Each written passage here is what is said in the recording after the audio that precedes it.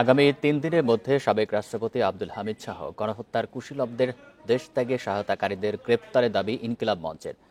বিকেলে ঢাকা বিশ্ববিদ্যালয়ের মধুর ক্যান্টিনে সংবাদ সম্মেলনে এই দাবি জানান সংগঠনের নেতারা। ইনকিলাব মঞ্চের মুখপাত্র শরীফ উসমান হাদি বলেন, আগামী ৩ দিনের মধ্যে সরকারকে বলতে হবে কার ফোনে আব্দুল হামিদকে বিমানবন্দর থেকে ছেড়ে দেওয়া হয়েছে।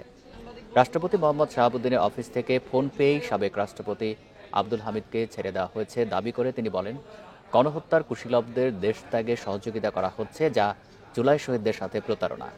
এই ঘটনার সাথে জড়িতদের দ্রুত গ্রেপ্তার করা না হলে কঠোর আন্দোলনের হুঁশিয়ারি তার। আমরা ফ্যাসিস্ট আওয়ামী লীগকে নিষিদ্ধ করার কোনো উদ্যোগ নিতে পারি নাই। যখন আমরা গণহত্যার বিচার করব, তখন গণহত্যাকারী রাতের আধারে প্রোটোকল নিয়ে পালাই যেতে পারতেছে।